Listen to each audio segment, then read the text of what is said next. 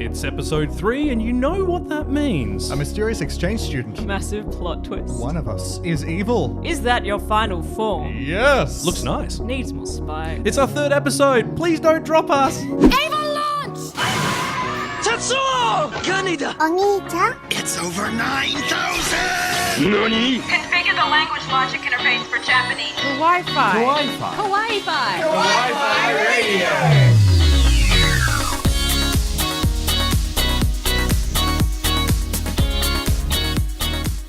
Konnichiwa, and welcome to a new episode of Kawaii-Fi Radio, the podcast where we look into the world of Japanese animation and film and all things in between. I'm your host, Kyle, and joining me are my co-hosts, Coco and Kenny. Hi, guys. Hello, Hey how's again. everyone going? Very good. Now, this week, we've had a question from a listener. Oh, awesome.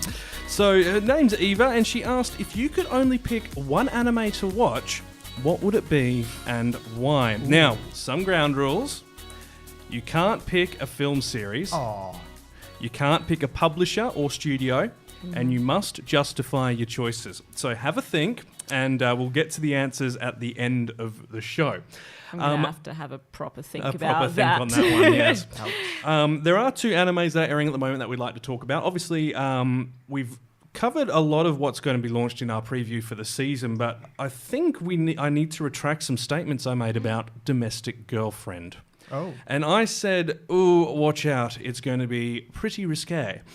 It's not. And I disagreed with you, remember? And you I were was right. Like, I don't think so. Because, no, this is because you had seen the manga, hadn't you? The manga And I hadn't. is very adult-orientated. Bit more than risque, I think, Yeah. isn't it? A TV show, surprisingly tasteful. It's been an animated drama about relationships between people. And I feel like I was expecting that because of After the Rain. Yeah. Because that was also a very contentious topic, but it was done so beautifully. Your instincts actually seem to be pretty spot on for this thing, Coco. I'm sure that we'll be proven wrong at some point, but Well, we have also finally caught up on The Promised Neverland. At And last. what are your thoughts? bit deathy. Yeah, my thoughts are mostly in the realms of, whoa. It kind of reminds me of, what's the name of the anime where they go down that really big hole? Made in the Abyss? Yes, Made in Yes. Abyss. Because that looks adorable and cutesy, and it's, there's not everything cutesy about this. Something is going to happen that proves us all, like, that completely turns it into a 180 degrees of, oh my God, what's happening? I mean, we are This is- talking about the same people who did Attack on Titan, so Yes. expect True. emotional And you can confrontation. really see that similarity in the design you see when they're doing their faces in shock. It's the exact same, that animation style that they've used. Oh, absolutely. They know Yeah. how to do horrified faces. And horrifying faces. Now, for those that haven't caught Domestic Girlfriend or The Promised Neverland, Domestic Girlfriend is a story about, I guess, a sibling love triangle due to a remarriage. And The Promised Neverland is monsters and children. Is Yes. probably the easiest way to explain it. It's kids in an orphanage who then discover that the orphanage is being run by monsters and... They're being fattened up. Yes, in a nutshell. We'll leave that there. So this episode, we're looking at the Boku no Hero Academia film and its new short special, All Might Rising, which have just been released on Blu-ray in Japan. Now, if you haven't seen My Hero Academia, we'll be looking at the series as part of this week's back catalogue as well to get you up to date. Surprisingly, that All Might Rising special, quite short. Very, very short. I was expecting, a bit more, like episode length. Yeah. They packed so much into it, didn't they? They did. A lot of emotions in there. On the note of films, have you ever wondered how you can get an anime feature to be shown at your local cinema?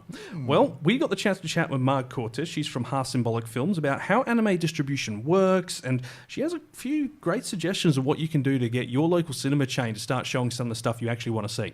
Obviously, I'm sure there's plenty already there, but if you want to get something from Japan, this is where you can start. And as this is episode 3, is 3 episodes enough to tell if an anime is good, or is it just enough to scratch the surface? So we're talking about what is known online as the 3-episode rule. But before all that, we need to go to the news. Making headlines. Really? Sort of. Anime news.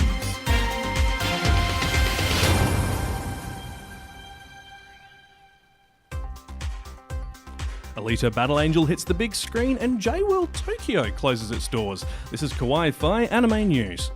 Anime adaptations for Animal Society manga Beastars has been announced with a series in production at Studio Orange. The announcement was made in the 10th issue of Weekly Shonen Champion, with Demon School manga Marai Mishata Iruma-kun also announcing an anime adaptation in the same issue. Manga Taisho nominee Astra Lost in Space has also announced an anime is on the way, with a premiere expected sometime this year, and the 8th volume of Miss Kobayashi's Dragon Maid manga has also announced a second season is in the works. Alita Battle Angel has finally hit cinemas in North America and has jumped straight to the top of the box office, claiming the #1 spot on its opening night. Alita opened to $8.7 million in the States on Thursday, making it the #1 film for Valentine's Day, and already has a solid start internationally, taking over $40 million so far. Box office predictions suggest the film will take in just over $30 million in its first 5 days in the States, but will have to make a solid profit over its $170 million budget to be considered a success. The Hollywood adaptation of hit anime film Your Name has announced the director of the project, with the Western adaptation focusing on a Native American woman and a man from Chicago. Director of the Amazing Spider-Man films and 500 Days of Summer, Mark Webb, has come on board to direct, with screenwriter Eric Heisserer heading the project. No planned release date has been announced at this stage. Tasty streaming service Crunchyroll have added 7 new animes to their simulcast lineup, with Domestic Girlfriend, Dimension High School and The Magnificent Kotobuki all landing on the site. Joining them are Pastel Memories, How Clumsy You Are, Miss Uenamo, WZ and Bang Dream Season 2, with Bang Dream's first season already on the platform. Weekly Shonen Jump's J-World Tokyo is closing its doors this weekend, marking the end of its 6-year run. Despite the hub of Shonen Jump characters closing down, there are 2 new attractions opening featuring the Naruto franchise, with a new Naruto attraction opening in Hyogo Prefecture this April, and the indoor theme park coming to Shanghai New World Shopping Mall in China. 3 anime films have confirmed their plans to release their features internationally, with Penguin Highway, Danmachi's Arrow of Orion, and the new Code Geass film all heading to Western screens this year. Code Geass Lelouch the Resurrection will be heading to North America cinemas on May 5th, with the English dub following on May 7th. Penguin Highway will start appearing in cinemas from April 12th, starting in the US, and it's about to head out in the UK as well. While Is It Wrong to Pick Up Girls in a Dungeon, The Arrow of Orion have announced on Twitter the international release dates will be coming soon. It also appears Aeon Cinema Chain may have broken embargo, or at least made an error after they listed the Konosuba film for a July 12 opening date. The listing has now been removed from their website with no further explanation at this stage. In dub news, Sentai Filmworks has announced it's creating an English dub for 2009 gender-swapping Girls with Guns anime, Camphor, and The Rising the Shield Hero has received a sudden mass dub to bring it up to date, with all future episodes planned to be dubbed and released on the same day as the simulcast episode. And that's your anime news for the week ending February 17, 2019. So, lots of manga adaptations on the way, it seems, and plenty coming out as far as the cinemas as well. Oh, yeah. Yeah, I'm really looking forward to seeing Your Name done in the way that you've described it being done. Mm-hmm. As a Western movie. Yeah, that's it. And when you see adaptations done, it's usually white American and white American. This is not going to be that. No. I want to see it. Well, one of the really interesting things is the writer Eric was saying that Japanese right holders requested a Western adaptation of the film because if they wanted a Japanese adaptation, they'd do it themselves, which makes sense. But I mean, we have seen adaptations of Japanese content done before, and it can be quite good in the case of Battle Angel Alita, which is doing quite well, and it can be done very badly in the case of, say, Dragon Ball. Sorry, we just lost transmission there. Yeah, I don't know what happened there. Ghosts and gremlins got into I swear, that happens every time we mention Dragon Ball. Anyway. There it goes again. So on the note of Battle Angel, though, they do need to make quite a lot to make it actually a profit, unfortunately. And it has to double to make bank, doesn't it? Usually the rule is double. So it's cost them $170 million to make, plus whatever they've spent on advertising. And bearing in mind they had a spot at the Super Bowl, they've probably spent a lot. So they're probably going to need to collect upwards of $300 million for it to be considered a commercial success and for there to be a sequel, which apparently at the end they have a post-credit scene which leads on to further chapters from the manga. We will obviously talk more about Battle Angel Alita next week because we are going to be doing a special on it. Stay tuned, folks. I think we should delve into the world of anime history. Wi-Fi radio.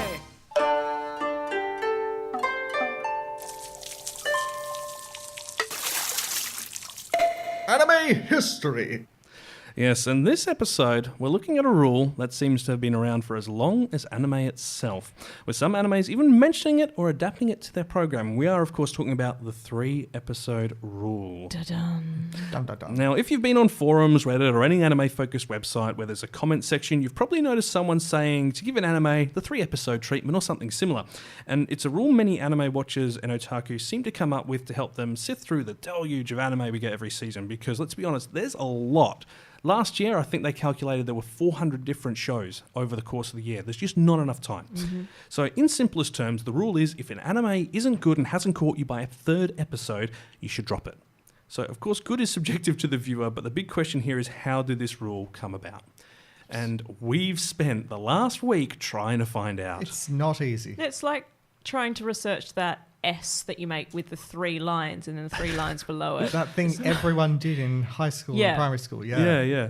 So the 3-episode rule doesn't have a clear origin date. Everyone online's debated where it came from. But what we've managed to do is pull together a number of factors that could have restricted a rule like this from being made. Mm-hmm. So in Western audiences, the rule likely rose to prominence alongside the rise of internet speeds and true international access to anime. Before that, we weren't getting enough to need a 3-episode rule. Whoa, Kyle, are you taking us back to the days of dial-up? Unfortunately, yes. Yes, I am. So this means it couldn't have been before the year 2000 due to the introduction of broadband speeds in that year. Japan got it in 99, but the rest of the world didn't get it till 2000.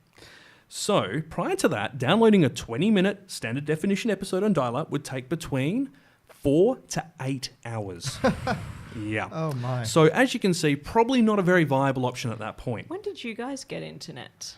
I think we got internet 97-ish. I feel like we got it 99, and I do remember how slow it was. Mm-hmm. My So mum slow. needed it for work and stuff, so I had it, but it was just terribly slow. Mm-hmm. So prior to the year 2000 as well, something worth noting as well is that a 12-episode anime run was abnormal. It wasn't the norm as it is today. So they were a typical anime season is not what we see today, where we every 3 months have lots of anime to talk about. They would have lots of long-running animes. Now you mention it, I remember us sitting down to watch sort of like longer form things that we'd bought from like the video shop or something. So obviously there's a lot more to talk about on that later, but for argument's sake, let's say the hard cut-off date for the beginning of the 3-episode rule was year 2000 onwards. So at this point in time, most anime shows in the West tended to be longer form shows aimed at children. They were also cheaper to purchase than Western animation due to Japan's declining economy in the 90s. So let's take Dragon Ball, Cardcaptor Sakura, and Sailor Moon as our examples. These 3 shows all neatly fit in alongside Western cartoons between 1995 and 2000. And the long story arcs meant that these shows could run for extended periods on morning TV shows for kids, and the only cost outside the broadcast rights, which were cheap to buy at the time, was redubbing them. So that's cheaper than buying a team of animators, writers, directors, people to produce the show. So from a Western perspective, it made a lot of sense to grab those shows. Absolutely. Of course, yeah. I wonder how Power Rangers fits into all that. Same thing. Oh, Because they yes. could sell the rights really cheaply, Yes. and they recast the characters. Of course, and they used all of the choreographed fight scenes from Yes. the original Japanese show. And Correct. they'd purchase or rather hire some of the outfits at a later date to react some scenes out in certain locations that were, Similar suiting to the actors that they had picked. Yeah. So the question is, how could these shows be grabbed so cheap back then? Well, in 1992, Japan's economy essentially bottomed out after inflated property prices crashed and bank lending reached record levels. And after that fallout, a lot of Japanese companies had super big debt levels. And for an anime studio, selling their product internationally, even if it was, a lot less than they wanted to, was seen as a good way to get some of that extra money back. So it kind of worked out really well for kids. Even if their company wasn't getting that much money, it was keeping them afloat. That is an unusual way to think about it, that a horrible situation for the Japanese people sort of benefited us as geeks. Yes, but I mean, then of course we had our own bottoming out of the property market about a decade later. So you know, What goes around? But when you look back, you can't say that Dragon Ball, Card Captors, or Sailor Moon would have been looked at with a 3-episode rule in mind. Absolutely not. No. Absolutely So not. they've got long story arcs, mid-season twist for kids. It was something new and it was something different. Therefore, considering a 3-episode rule wasn't even in the equation. You could jump into Sailor Moon at any time and just pick it up. Yeah, absolutely. Cardcaptor Sakura and Sailor Moon had a meta-narrative running, but they were mainly a monster of the week kind of a thing. Very episodic. It was a very formulaic story. For Dragon Ball, though, no, that is a long-running tale. But even if you jumped in the middle of that, you would still get hooked. It didn't matter how many episodes because it was just something really different to anything we'd seen before. Do you want to know how hooked I got on it? Sure. I failed my chemistry exam because I had the song in my head. That is what I'm going to blame. Honestly, okay. That's your story and you're sticking to it? I wasn't as in great. the West, it's Dragon Ball Z as in dragon. No, dragon, no. Balls of dragon. No, Sailor Moon. Sailor Moon. Yeah, seriously, it just kept on repeating itself. I was trying to. I was so good. I got up early, ate my breakfast, prepared. Okay, so what's Dad's watching TV? What's on? Okay. And I caught the opening song, and I was like, okay, wicked. Off I go to my exam. Or honestly, no. I was not a great student of chemistry, but anyway, I would have gotten a little bit more of a mark if I hadn't had Fight Evil by Moonlight over and over in my head for 3 hours. Well- it did not stop. Oh, we are so changing your Oh, yeah. ringtone later. So this kept Western kids entertained, obviously. They kept the costs low. And all the while, it fed money back in Japan's animation industry, along with creating our first generation of Western otakus. So at this time, you could also say the 3-episode rule wouldn't work for the 26-episode series we were getting either. No, it's You have a too look long. at Neon Genesis, Cowboy Bebop, Bubblegum Crisis, just to name 3 prime examples during that period. They took more than 3 episodes to give you what you wanted. Yeah, a lot of Neon Genesis in particular. A lot of anime is a slow burn, and yes, exactly. Neon Genesis is very slow, very artistic And to start with. in Neon Genesis, it doesn't start at the beginning. No. It follows Shinji as he comes in, like, as it's, you know, as the everything's already program hit the is- fan. Yeah, In the middle of things, pretty yeah. much. Yeah. Now, at this time, 12 episodes animes, as I mentioned earlier, were a lot less common, and shows between 24 and 55 episodes made up the bulk of animation being exported between 1990 and 1998. And it wasn't until 1998 when 12-episode series began to appear more regularly. And the concept of an anime season truly sort of began in 99 when there were at least half of the season was a 12-episode anime set. So all in all, it comes down to a lack of an anime season before the year 2000 and less anime leaving Japan, meaning anime viewers were more likely to stick with an anime than drop it.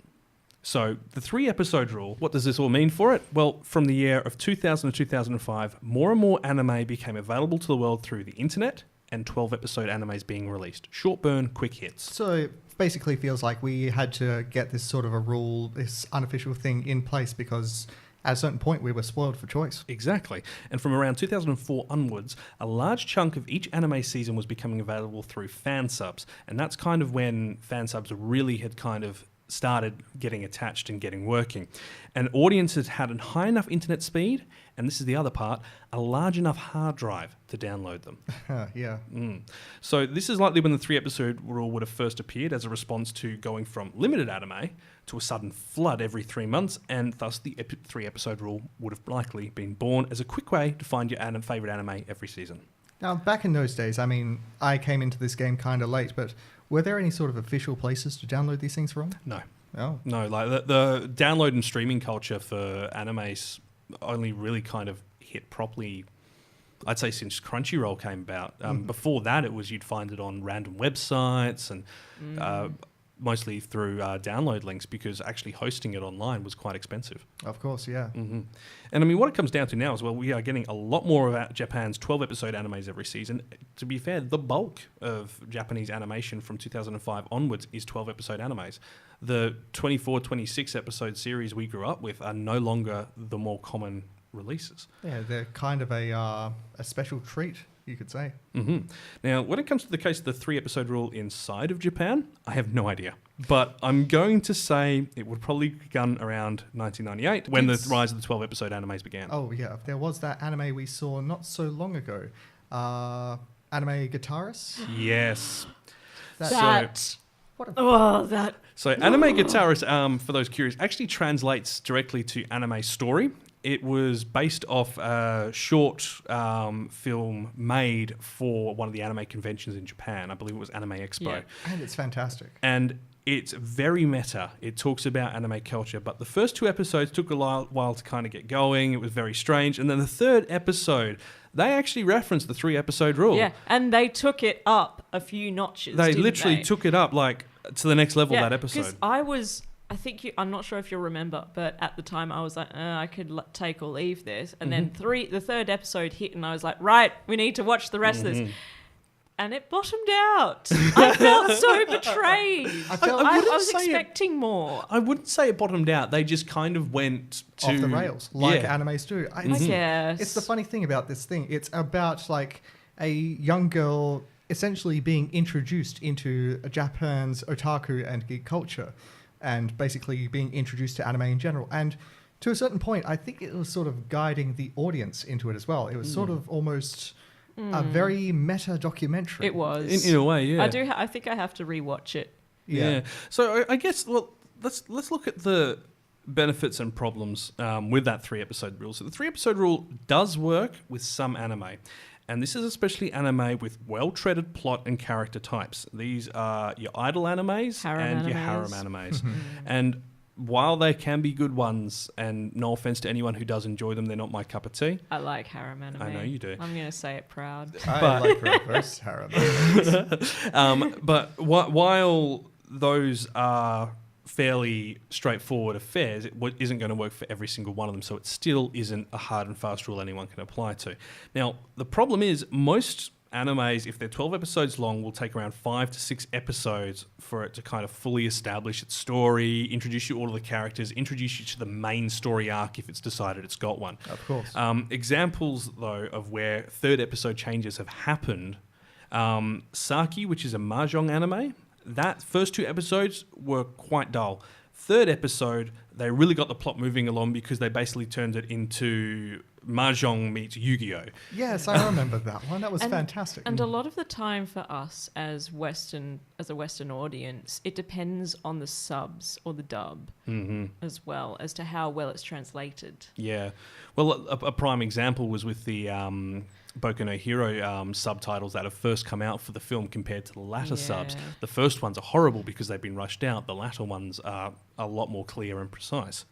But similarly, there are 3rd episode changes which can ruin an anime. And I had a look online and I appear to be in the minority on this, but Nanana's Buried Treasure, that 3rd episode twist completely ruined it for me because I just got completely thrown for 6. Yeah, I was not into that anime at all. I only got around to seeing the first episode of that, so I might have to take another look. And then, of course, there's the epitomous episode 3 of Madoka Magica, where it goes from a cutesy anime magical girl show to something a lot darker.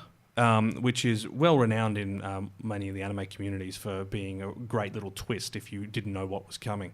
But yeah, that's kind of the best information we can give you on the 3-episode rule, really. We found what we could.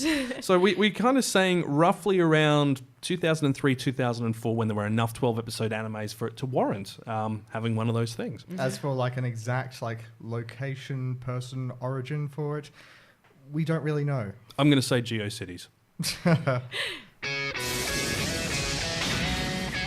Kawaii-Fi Radio. I think I watched that as a kid. Oh yeah, I remember that. Back Catalogue. Yes, it's back catalogue, and this week it's My Hero Academia. Woohoo! And it's not that old, but my lordy, is it good. I mean, it started not so long ago, around 2014, yeah? Yeah, well, manga kicked off in July 2014 in Weekly Shonen Jump. We have now got over 215 chapters. I'd say that's back catalogue-y enough. It's If you want to good. go back and see all that, it would take you a while. And so for those who don't know what My Hero Academia is, its Japanese name is Boku no Hero Academia.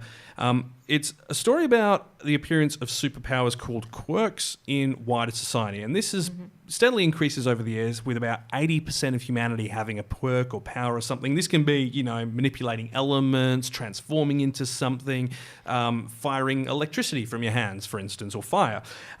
But this leaves our main character and the remaining 20% of the world completely powerless. And Izuku Midoriya is one of those people. Since he was a child, he's wanted nothing more than to be a hero, and his lack of a quirk leaves him admiring heroes, taking notes on them, what we can do. He admires the number one hero in all the world. All Might!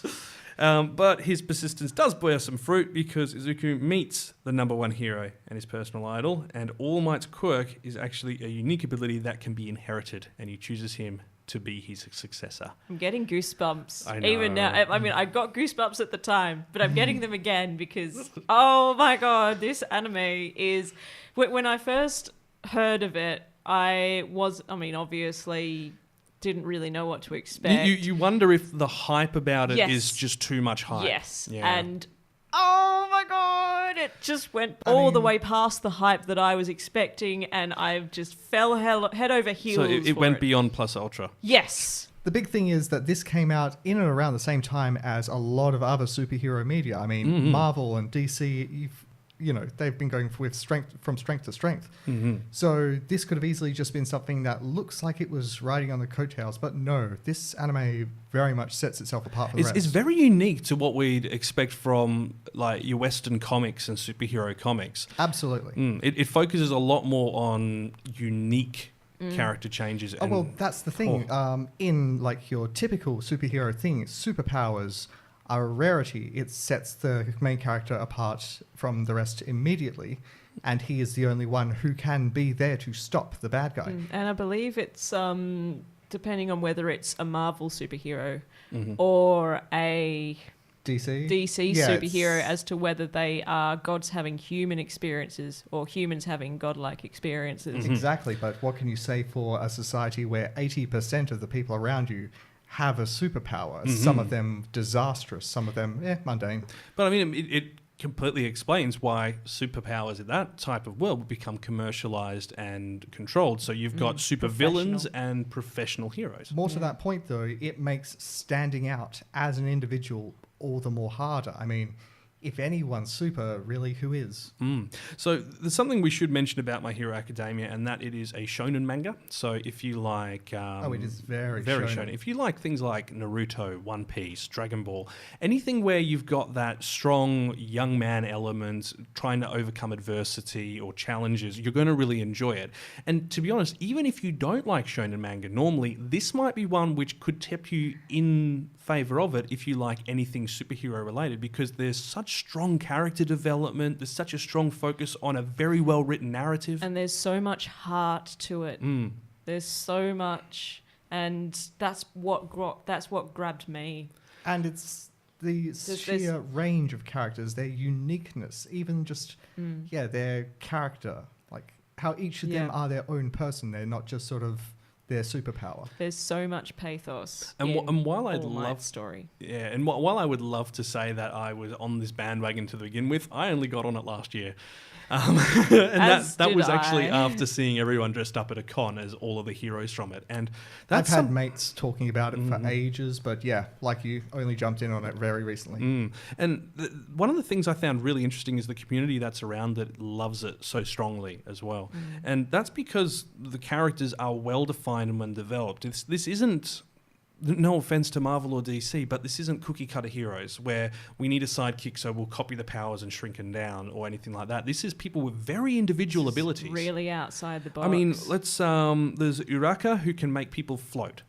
Yes. There's Tsuyu, whose hero name's Froppy. She's a frog person, and she's very cool. Oh, and Ida with his legs. Ida, who has literally got motors jet engines in his Yeah. legs, so he can run super fast. No, all He's those one of ones, my favourites. If you think about it, each of them are awesome. But if we take a look at some of the more outlier characters like Hanata Sero or Minoru Mineta, like Hanata Sero, his quirk is that he's got sellotape sort of. yeah, he his launches elbows. sticky tape from his arms, and that's such a fascinating concept. You think of that and think, okay, what can you do? But then you will actually see them in action, and you're like, oh, that is so creative. You actually Yeah. have to think. And Minato, who's basically he's got a purple head with balls that look like grapes on it. He's got like one of the moves called Grape Rush. He rips these balls off his head and throws them, and they stick to things. Yeah, they are super adhesive. Can we also discuss Aoyama Yuga? Mm. Can't stop sparkling, or is it can't stop twinkling? One or the other. So this is a guy who's got a laser that comes out of his navel, so his belly button. A very flamboyant character, very much comic relief. Very but, French. Yeah. but even he shines as a character and not just from his gut. I was going to say, is that a pun?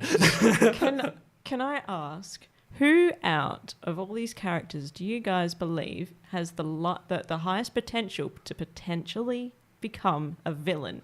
See, for a long time, you'd think Bakugo. Yeah. Because the way he's positioned, and now for those who haven't seen it, Bakugo is Midoriya's childhood friend, but he's a bit of a nasty. He's a bit of a douche. His superiority complex is just, And then you meet his mum and you understand where it comes from. Yeah.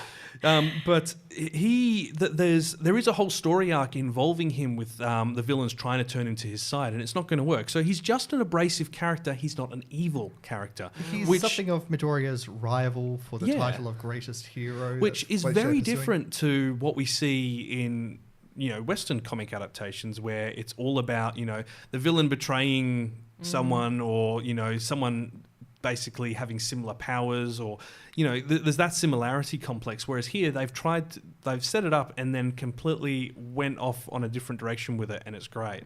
Now, if I had to pick someone out of all of them, I'm going to say Minato, because he's a pervert. He is easily swayed. How far will he go for pictures of boobies? Well, that is the question.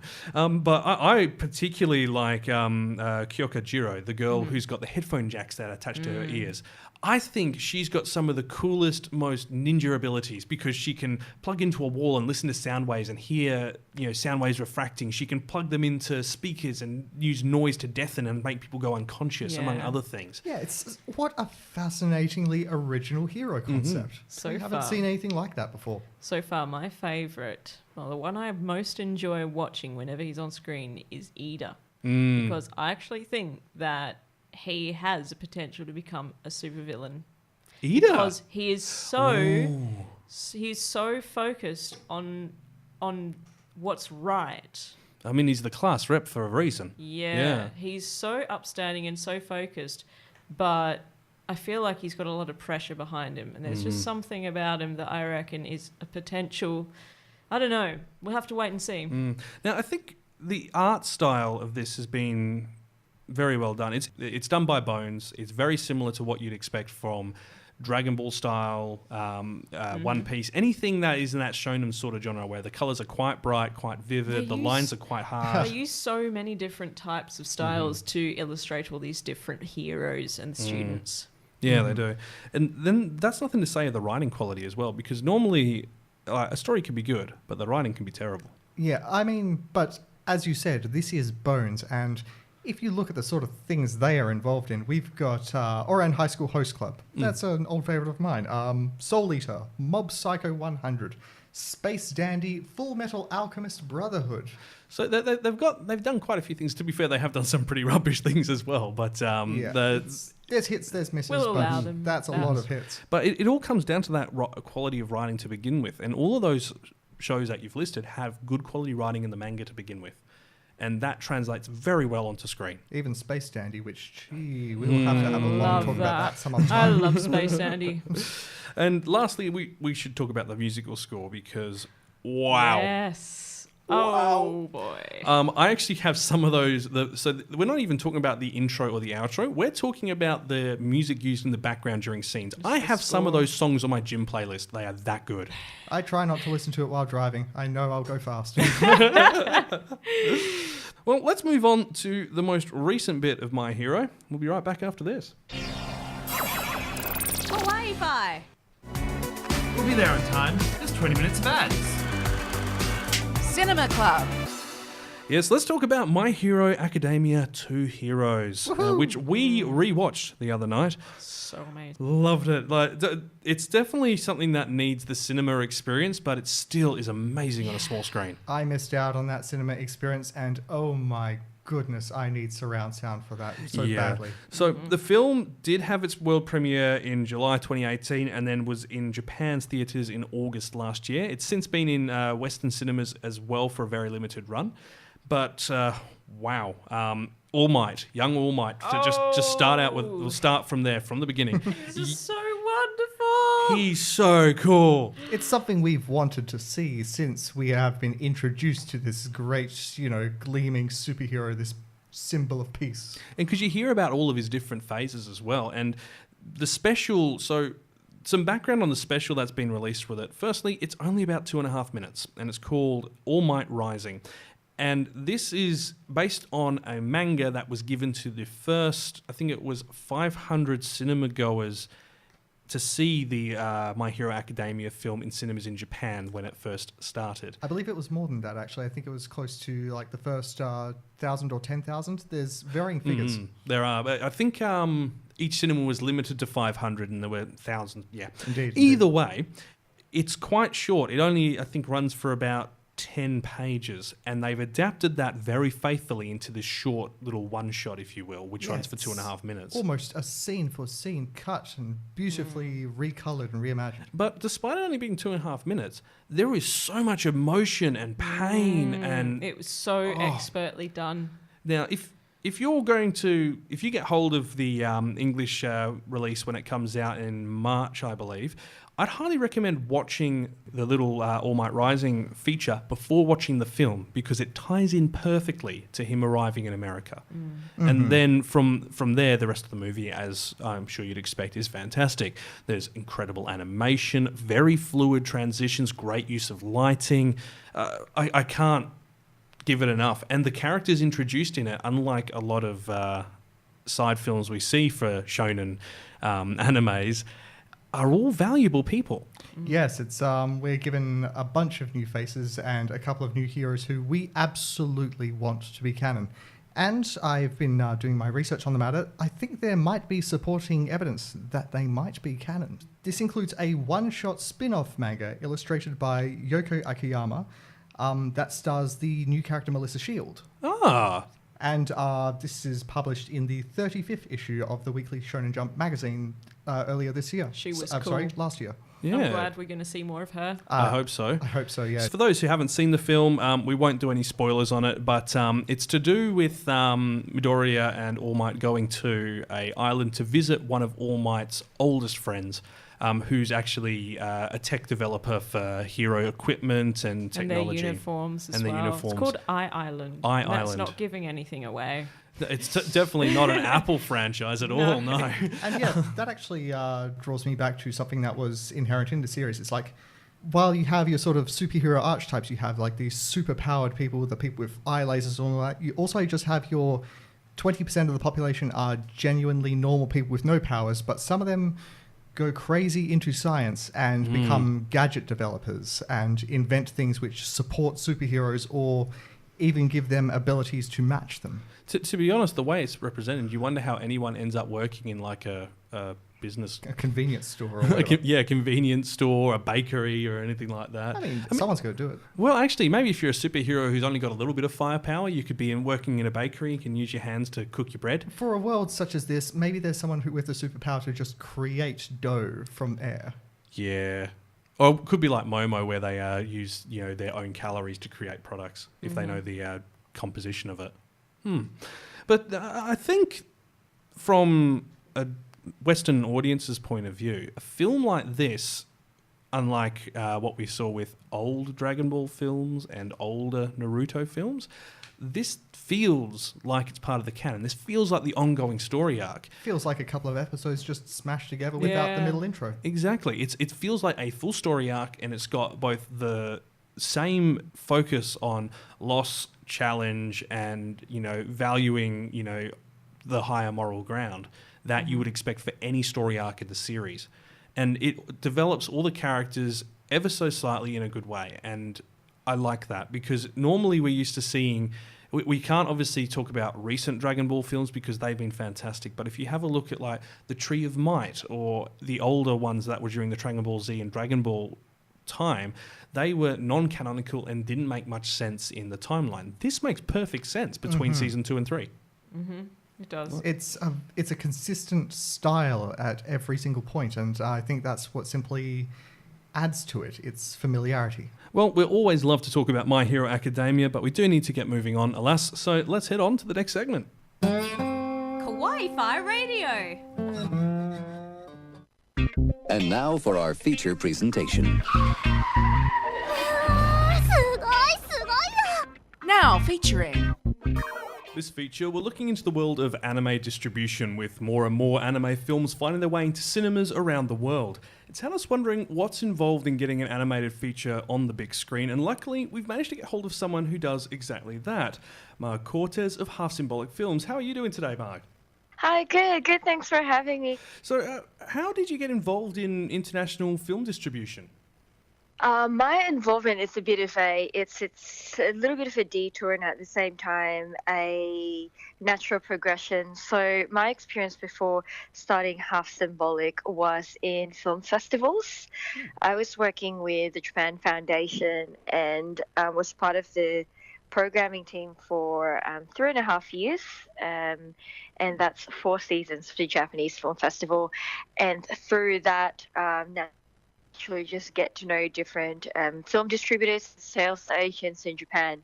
And after a couple of years, I thought, you know what, I would love to be able to distribute films on my own as well. And that was the starting point. Okay, so what's the process of getting an animated feature from the studios in Japan to our local screens?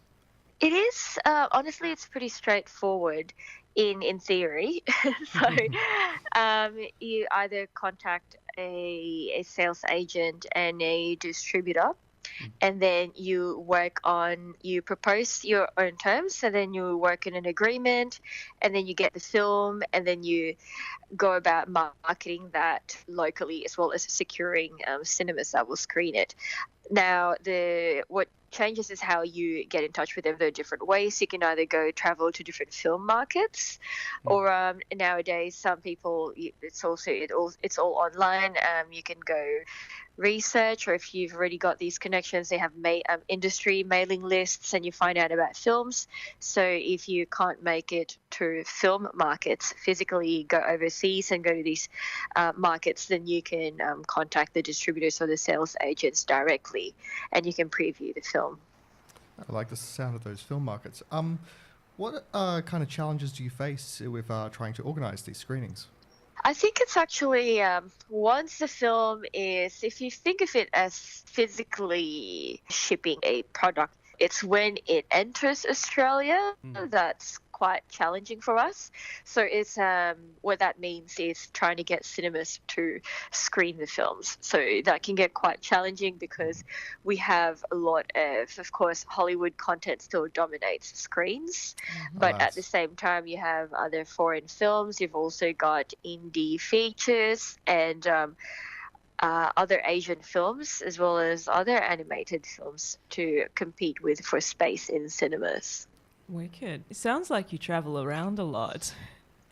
No, I don't. It's Half Symbolic is very much it's a startup. So it's 2 of us running Half Symbolic, my partner and myself. Wonderful. I did travel just once to a film market. So I went to the Asian film market in Busan last year to see what sort of Asian films there are, although Busan that film market happens at the end of the year, so in relation to the other film markets, it's one of the last ones to happen. So you get a different mix of films. You get a bit of both of new films as well as, I guess, what you could call the rejects, or films that haven't been picked up yet. We do love watching those. Yeah, Absolutely. I was wondering, have you encountered any issues like with cultural aspects being lost in translation? It is actually very interesting, especially within animated film, Japanese animated films or Japanese anime. It's because the main audience for anime obviously are quite familiar, people who are quite familiar or have a degree of familiarity with Japanese films and Japanese customs and Japanese culture. So it's really when trying to cross over to a more mainstream audience that thinks like, oh, will they understand what this term means? Will they understand what this sort of like relationship between these two characters, like, you know, the whole senpai, kohai, that sort of relationship. So it can affect translations wherein for, say, Lu Over the Wall, which screened in cinemas a couple of weeks ago, we had to, there were certain, I guess, translations that could have been difficult to understand, but the Japanese production did a very good job, I think, of providing the translations for that film. Whereas we have one film coming up called Night is Short, Walk On Girl, and that's based off the Tatami Galaxy universe. Okay. And I guess fans who are familiar with it know that it's very, the pace is really quick and there's a lot of dialogue. So it was really hard trying to decide which translations to put in, or which translations to improve and which ones not to, because then you can be like, what's a maneki neko? It's like a lucky cat. That's pretty easy. But there are other things like, what is a tengu? And you're like, how can you, how can you translate that in just one or two words? Because often there are words that don't translate directly into a single word in English. Exactly, because like say Tengu, you can't just say it's a demon, because our conception of demons are different from what a Tengu is. But I think Australia is a really good place for that because we're all very open. We're quite open to, and we are aware that there is that gap between different cultures. So you know, it's a good place, I think, for foreign films in general. So is there a way for fans to help convince their local cinema chains to try and get hold of and show anime films? Yeah, I think really the simple act of sending in comments and suggestions to local cinemas actually helps, because each cinema is run by a local team, and of course each of them have their own cinema managers as well as area managers. And even with the larger chains, these people do listen to what their audience or what the local audience want to see. So one example of that is the Event Cinemas George Street and Event Cinemas Brisbane Maya City Centre. These are two cinemas that are very supportive of animated content, or Japanese anime, because they know that there's a demand for it. But you can also, it's also possible for fans to arrange their own screenings by getting in touch with their distributor and then going through the process of hiring the cinema, and then nowadays it's quite easy to sell tickets by yourself using platforms, online ticketing platforms such as Eventbrite, and I'm sure there are other similar ones. What's the most enjoyable aspect of distributing these films? Oh, what's the most I think looking for films is quite enjoyable. Just watching and previewing films, but I must say it's being able to go to the cinema and see people and be able to talk to them. We've done preview screenings for our releases so far, and that's my favorite bit because you really get to talk to the people. But on the flip side, it's hard to be present in other cities, and with cinema nowadays, because it's not like an event where you pre-purchase tickets. Some people do, but a lot of people still just rock up on the day. Even myself, I just like go to the cinema, buy my tickets on the spot.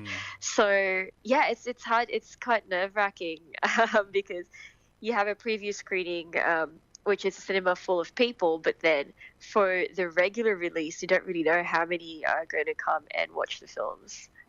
Absolutely, and that could be your make or break on that film as well for how long it runs. Absolutely, yeah. Are there any films that we should keep an eye out for in the not-too-distant future? We only have 3 films, 3 titles under our belt so far, and 2 of them have already been released. One is a Filipino film, and the other one was Loot Over the Wall by Masaki Yuasa.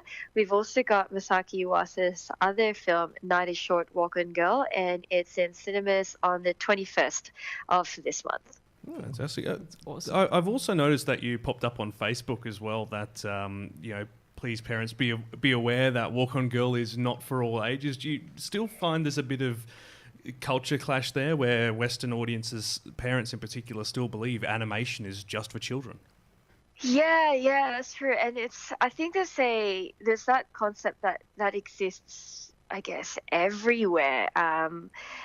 Not just even, a lot of audience still think that animation in general, not just anime, normally it's for kids.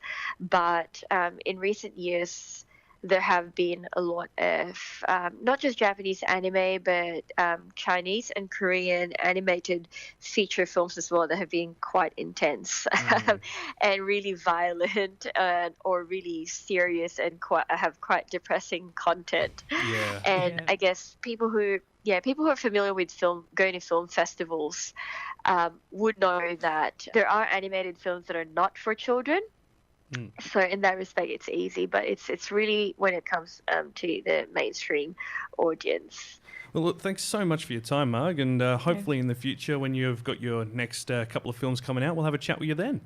Yeah, thanks so much for having me. That was Marg from Half Symbolic Films, a film production and distribution company here in Australia who focus on getting international films into local cinemas. Their most recent feature is Night is Short, Walk On Girl by Masaki Yuasa, which will be in Australian cinemas from February 21st. It's a fascinating tale set in Kyoto with an animation style very reminiscent of Paprika. I'd highly recommend checking it out. If you're one of our international listeners, please have a look at your local listings. I'd be very surprised if someone hasn't picked this up. Masaki's worked on a pretty wide range of animation that you might have seen over the years, including directing The Tatami Galaxy and Devilman Crybaby. He's also been an episode director and animator on Space Dandy and My Name is the Martyrs, as well as Samurai Champloo. If you want to know what else Half Symbolic are working on releasing, I highly recommend that you like their Facebook page or check out their website. That's halfsymbolic.com for more details. We'll be right back after this.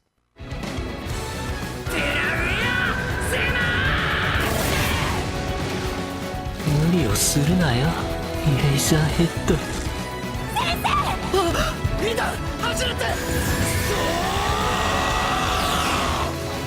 平和の象徴、オールマイトに生き絶えていただきたいと思う。オールマイト！さらに向こうへ。うるせえ！入れたら！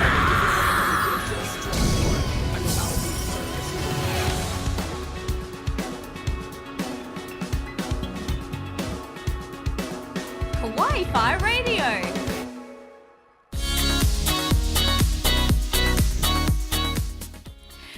And the subtitles to what you just heard were, "Good God, Malmish is amazing." Pretty much, yes. Yes, that was our little piece together we did of some editing of clips from My Hero Academia. Just to give you an idea as to how epic it can get. You just do have to watch it. It's How epic amazing. it sounds. Yeah, it sounds pretty epic too. So we should answer Eva's question. So, just one anime. Who wants to start?